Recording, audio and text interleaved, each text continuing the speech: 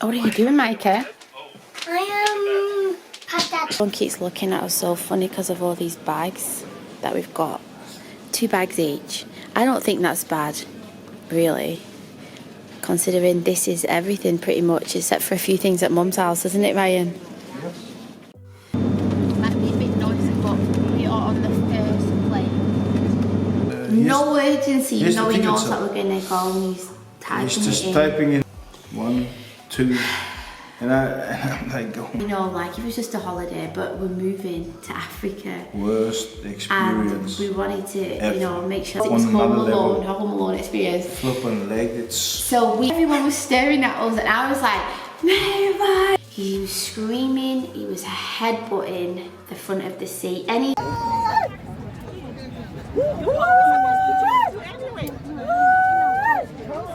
Right. No, not the first flight. This one's better than the second. This is a nice plane, isn't it? Nice.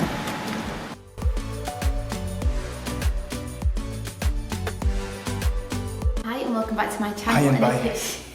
And if it's your first time here, my name's Simone, this is Ryan, and we are filming from Namibia. We are going to be talking about our journey from the Isle of Man to the UK and then to Namibia in this video. So it was a crazy journey, and I have footage which I'm going to put in, but because we didn't manage to film the whole time, that's why we want to talk you through what happened, because it was absolutely crazy. So I really hope that you can stick around for this video. Please like it if you are enjoying it, and also subscribe if you're new. I will put the playlist for our Namibian adventures above if you want to check it out.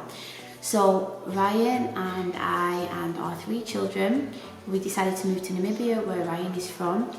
And in my last video I talked about like how we moved, and with 8 bags in a suitcase, our whole lives were in these bags, and I showed an empty house tour. Like I said, I'll link that video above.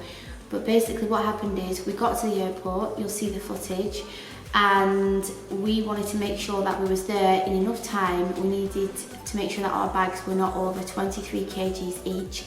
The Ethiopian Airlines are very, very generous with their allowance. You get 2 bags at 23 kgs. I think I might do a separate review of their airline. So we were going from Isle of Man to Manchester, Manchester to Brussels, a quick stop off, then to Ethiopia, then to Namibia. They wouldn't check our bags right through. So basically we had to pick up our bags in Manchester. So it would be a dash from Terminal 3 to Terminal 2. They reassured us that we'd have enough time. It's about 2.5 hours, wasn't it? And they said they would keep the check-in open a little bit later for us in Manchester as well. We was going back and forward for a week or so, because Logan Air doesn't give the same allowance as Ethiopian Airlines, so we didn't know whether we were going to be able to get all of our bags on, but in the end we did. So we got through to the lounge, which you'll see here. Wait!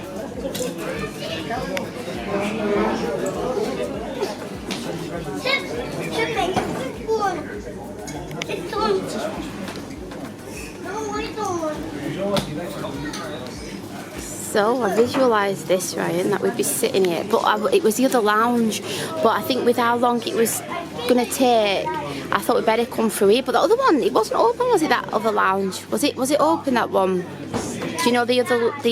Was it open? Yeah, it's not worth it, is it? Like risking it. We're just waiting for our roll to go, aren't we? And how are you feeling?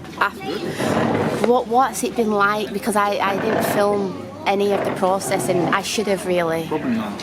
If you filmed, we would have still been there. Oh, how many hours sleep did we have last night?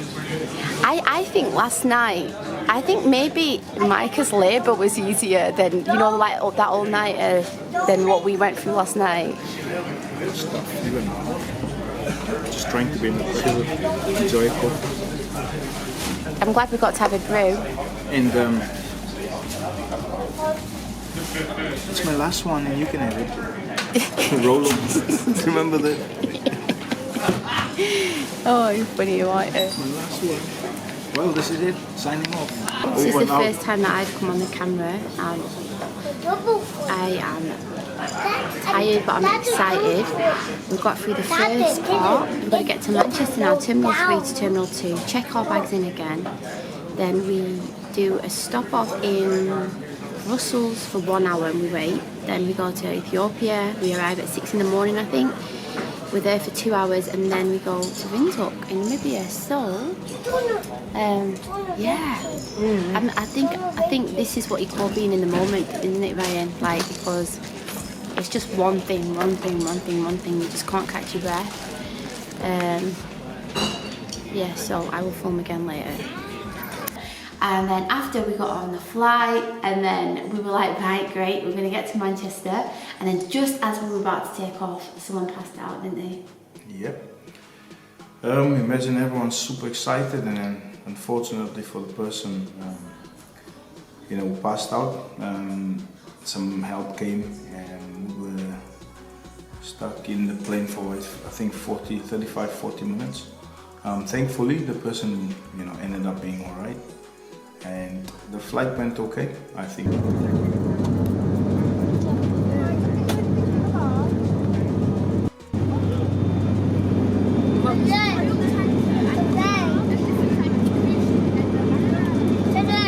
Today? We don't do a plane. I thought it shut the door.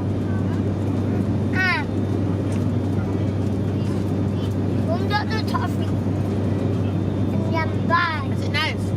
Yeah. Might be a bit noisy, but we are on the first plane. And Micah's first time on a flight.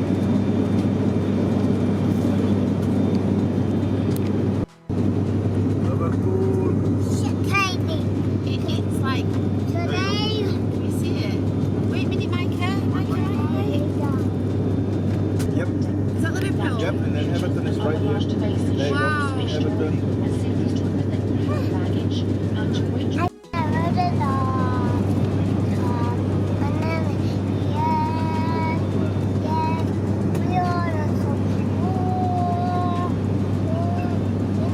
After that, we made up some good time. But the only thing was, we ended up being delayed, obviously, with 2 bags that didn't come through on the Manchester side. The conveyor belt stopped, didn't it? Yeah. And it was about, we were there for a little bit and we were thinking, where are the bags? And there were some other people and everyone was getting like white tents. And I said to Ryan, I'll go with the 3 kids. You wait for the other bags. So we had 3 trolleys each. Naavah was pushing one and Caleb. Mikey kept running like ahead, and when you're going through them terminals to get from Terminal 3 to Terminal 2, you have to go outside. So I was panicking because he kept running ahead, and a lovely lady gave Naavah her bag and that she could push the trolley to Terminal 1, and then from Terminal 1 to Terminal 2 someone in the airport helped us, and then I kept turning around to see if Ryan was coming, and thankfully he caught up to us when we was just getting into Terminal 2. My mum met us there. She ran from Terminal 3 to 2 to let them know at Ethiopian Airlines what was happening. So like I said, they said don't worry, we'll keep the check-in open a bit later, but check-in literally was going to close in 10 minutes at this time. So we legged it and my mum waited with the kids. They said that we should have like checked in online, didn't they? So that was delaying us, and then there was someone in the queue who didn't have, you needed evidence that you'd had a PCR test, and they didn't have that, and someone was over with their allowance, so they moved them to the side, started checking us in, but our bags, some of our bags are rucksacks, so we needed to put them on a different conveyor belt. So she sorted us out, and then the people that was waiting, check-in literally closed. It'd already been closed for about 15 minutes when we arrived, hadn't it? But they kept it open for us. But these people that was deciding what to do about the bags, they were really upset, weren't they? Because they said, nope, you're gonna have to rebook, or we're not gonna let you on. So we ran to go and put our bags on this conveyor belt. We had about half an hour before the flight was due to take off. And with all the stories of security, we was wondering what was going to happen. So we went to this other conveyor belt to put our bags on, and the lady at the check-in had not printed off the right boarding cards, had she? So Ryan ran How many meters was it like down? I mean, it's not a massive amount, but was it about 500 meters like from one end of the airport to this bit? And what did they say to you when you got there? Yeah, I went to the place where we checked our bags in, and then they ended up saying, "Oh, you've got to just go over to the checklist, just over there, check in." Yeah. I was like, "But we've just been there," and then, but you know, you don't want to be rude, or you're just like, "Okay, no problem." And I ended up going as fast as I can. Came there, the guy told me, "No, I need to go to inquiries." I was like, okay, I went to inquiries. There's a few people that have been in the check-in. They've also been full of issues. Eventually get to speak to this one guy, and he said, no, go back to the check-in. And I'm like, but I just came from there.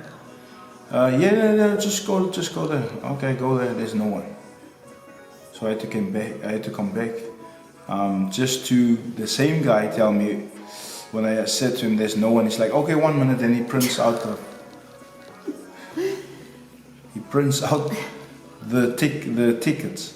And I thought, ran so fast, are you kidding me? You could have just given me the tickets before. So anyway, grabbed the tickets and I ran as fast as I can. What was the guy like at the conveyor belt? Came to the conveyor belt and he's just so laid back like that, yeah. And I'm like, no urgency, you know, he knows tickets that we're gonna go, and he's just typing in with one finger at the straps time. on. 1, 2, and I'm like, oh my goodness. We had like Musa. 20 minutes at this stage to get to the gate. Yeah. We ran, gave my mum a hug, didn't even really get to speak to her. This was the worst experience in the history of flights. And bearing in mind, you know, like it was just a holiday, but we're moving to Africa. Worst experience. And we wanted to, you know, make sure that we could say bye to my mum, because we didn't Home know alone. when we were going to be. It was home alone, a home alone experience. Flip and leg, it's. So we got to security, thinking of the worst because of all the horror stories about security being hours long. But there was no one there, so we took all our things off, electronics, everything separate. Micah, I don't know what they thought he was carrying, because they patted him down and everything, didn't they? He was like just stood there with his arms, just like letting them do it, really chilled out. Next, no chance for coffee, nothing, we just needed to leg it, and it said 15 minutes I think to the gate. To the next gate, and this is where we need to be. And we had the gate shutting. And the gate shutting, and they're calling out our son. I'm holding Micah's hand. We've got all of these, we've got like 5 hand luggage. So I've got some, Ryan's got some, Naavah and Caleb. Micah's like not wanting me to hold his hand, but I'm like didn't want to lose him because there was a lot of people. We had to have masks on that flight, so we had our masks on ready, didn't we? Ryan, I just saw it like, you know that, like you said, Home Alone, where the dad is running and he's trying to keep his eye on him. That's what it was like with Ryan. I was like trying to keep my eye on him. There's lots of people there. Turn the corner. There's loads of people there. I'm sweating with this mask on. Ryan's at the gate, they're literally just about to close it, and Caleb's there, I'm with Micah, and Naavah's not there. She's run past the gate, not knowing. She was too fast. She forgot to pull her handbrake. And everyone was staring at us, and I was like, Naavah, you know, like, they must have thought, what are you doing? And then Caleb ran down the terminal, and me and Caleb, or was it you as well? I had to leave the desk and tell the people, just wait, I'm gonna go and get my daughter. 1 second. And everyone's like said, everyone's staring at us. They find her. With a big hat on her. She's got a big hat on, and she had a little baby strapped to her chest. She ran with her head, you know, it didn't fall off. Yeah, it didn't fall off. And then they escorted us down to the aeroplane, because like I said, we were the last one on the plane. When I got there at the desk the first time, I'm sweating and I'm out of breath. I get to the desk and they're making fun, they're making jokes like, oh, you know, we're almost closed again. I'm like, it's because of you that I'm in this position. You know that, like at the gate, it wasn't our fault. And then they want to joke around saying, making so, oh, you know, I'm like, no. So we made our way onto the plane and we sat down. Everyone else was on the plane, but they were only all just sitting down. So I'm wondering whether the plane was setting off a little bit. Well, it didn't set off late, did it? But everybody was like, they weren't all seated. I expected everyone to be seated. But we sat down, and I'm not joking. Like, Ryan was in front of me, and I was with two of the kids, and he was with one of them, and then someone was sat next to him. And I remember just sitting there, just panting, out of breath, sweating with his mask on. Ryan, all his back he was soaking wet, weren't you, with sweat. And I remember just tapping him on the back and going, what just happened then? Like, it was insane. It was just dashing, just no time to just like breathe, you know what I mean? It was, honestly, I just wanted to get on that flight. And then, right, okay, we're all right. So we're on the flight, they give us a sandwich. There should be some footage here. And then it was quite busy, but there were some empty seats. People was gonna get on in Brussels. So the kids was watching a movie. We chilled out a little bit, had a cup of tea. And then we got to Brussels, and it was at about 10 o'clock or something like that. We got to Brussels, but our flight was about 7 o'clock at night or something like that, I think it was. So we're waiting, and do you know when you just feel, like something's gonna happen? That's what I was feeling like. There was a lady sat at the back with her family, then there was a row, and then we were at the window, like by the window. So we sat there waiting. And then they asked this lady to move her and her children forward, like a few rows down, and she's kicking off saying, I booked these seats, why are you making me move?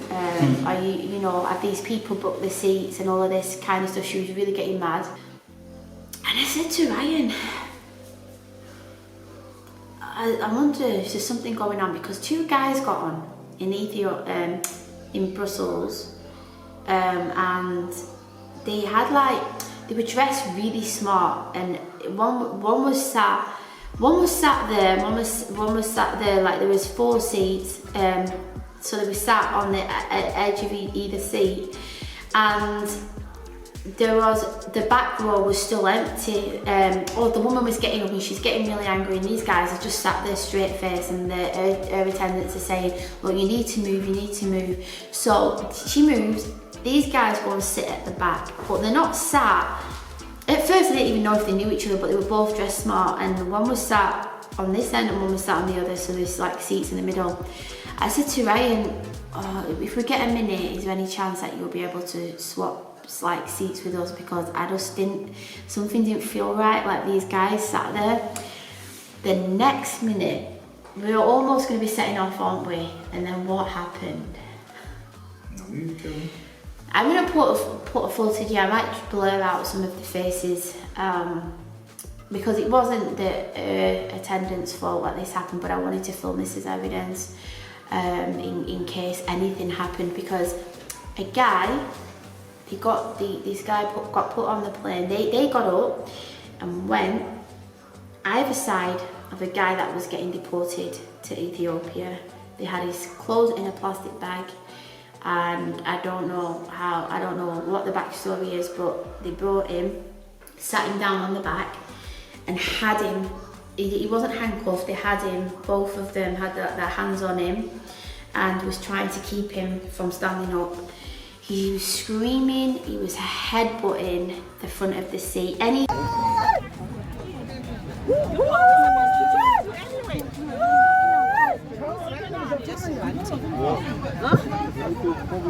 Mommy, why do Chapman? Why do they or Chapman?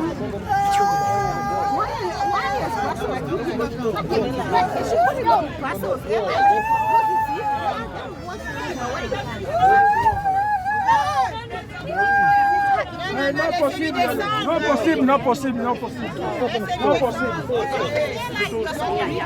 This is my place, not possible for us.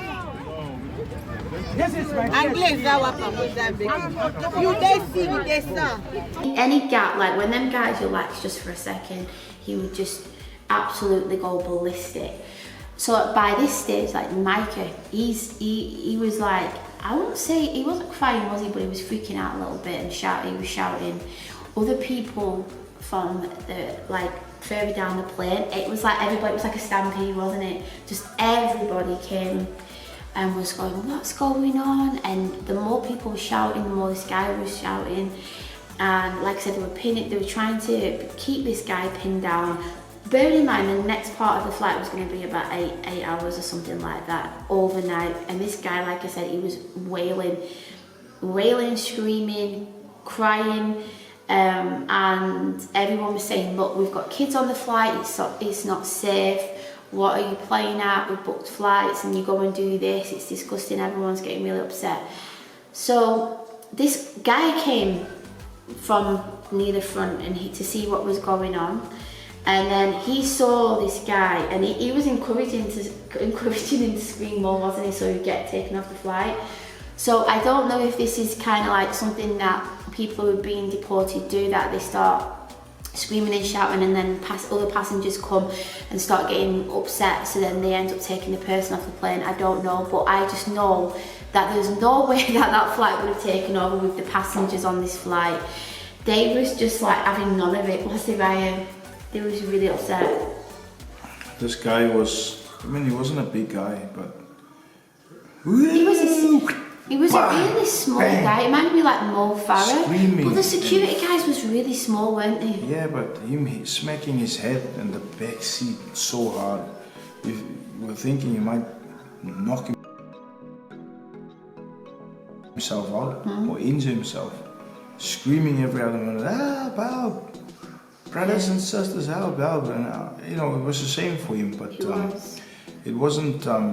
We weren't even warned, or not warned, but we weren't even informed that there's gonna be, you know, someone being deported. And I don't think anybody, I'm not being funny, you know, they shouldn't do that. They shouldn't do that when there's children and on the plane. Or move the children. Because there was going to be people sat right in front on that row as well. So if he's headbutting that, it's dangerous. So yeah, I mean, like I said, I don't know why he wasn't. The air attendant told us that he wasn't a criminal. Maybe he just overstayed in he just overstayed. He was treated like a criminal. Yeah, he was. There was really manhandling, and that wasn't good. So eventually, these two guys got up, took him, and put him on the bus. But you could see he was happy to get off. He was relieved. Honestly, he was like. I think we were relieved as well.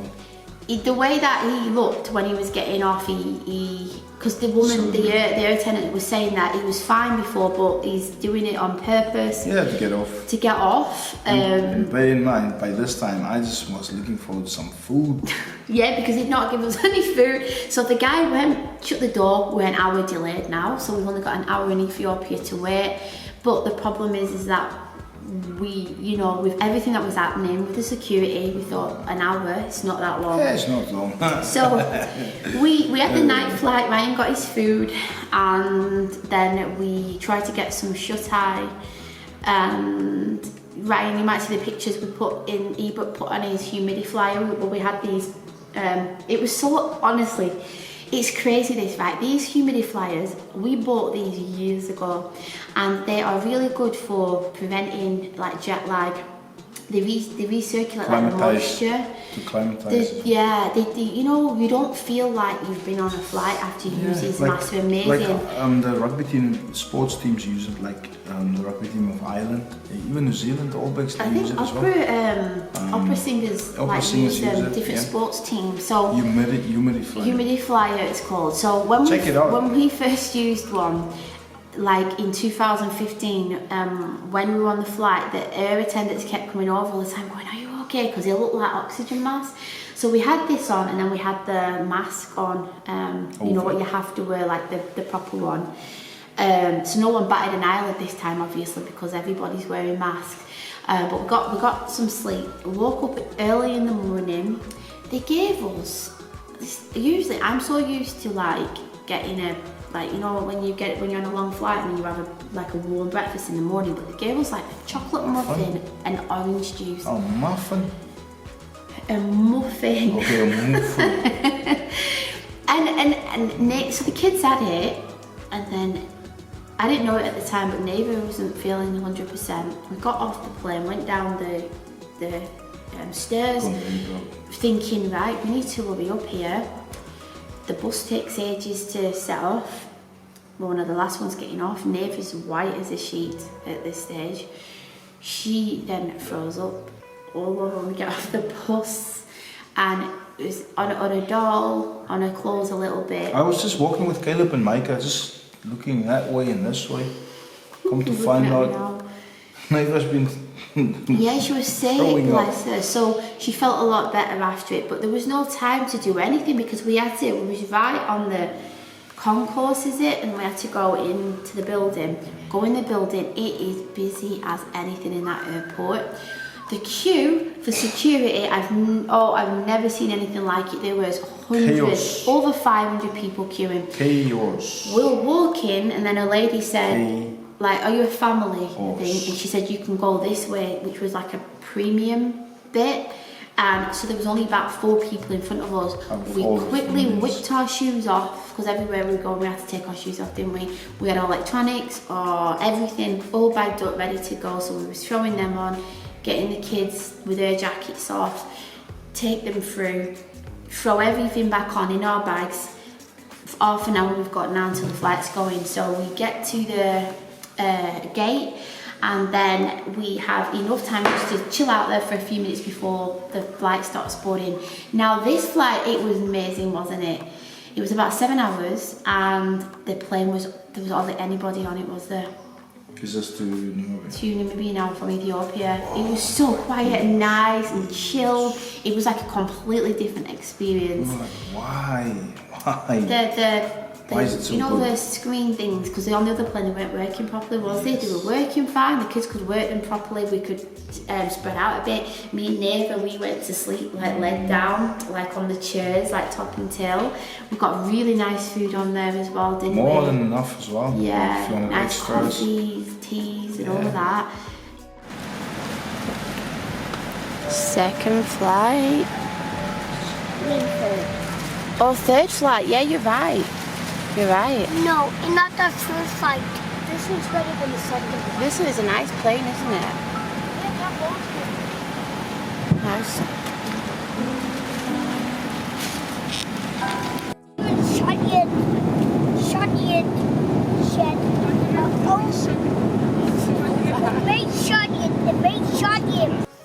So everything was fine. You'll see the footage. We land on time. It's a window, Dad. It's a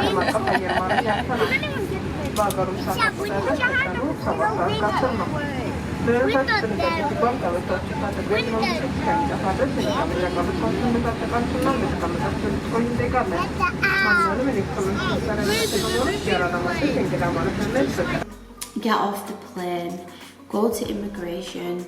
That was a breeze. Checked our PCR things and all of that. Get our bags, and we're waiting. End of the break. We're waiting. 6 of our bags don't turn up. So we're waiting for ages, and Ryan's parents are there waiting for us, and they've not met Micah before. We finally, half an hour later, go through, as you'll see, and we're so excited to see them because it's been nearly 5 years since we've seen them. Yep. And then we go and do a baggage thing. We have to fill out forms to see how our bags have gone. So that guy in Manchester that we told you about, they got lost there, so it looks like he's maybe not done it properly. So what is it, Menzies or whatever the baggage people are. So the bags, we arrive on Friday, and then they only end up going 2 days later and arrive in Windhoek on the Sunday. So we just had to make do for like over the weekend. But we were so happy to get our bags, weren't we? Some of them was a little bit damaged, but nothing was missing out of them. So this is our journey to Namibia. In the next video, you're gonna see like family vlogs, us traveling down to the coast. If you're gonna hear about how Ryan's family thought that we was just coming for a holiday. They didn't know that we was moving there. So we're gonna talk a little bit more. Sorry, my memory went. So I hope you can stick around for more of our videos. Thanks for watching, and we'll see you next time.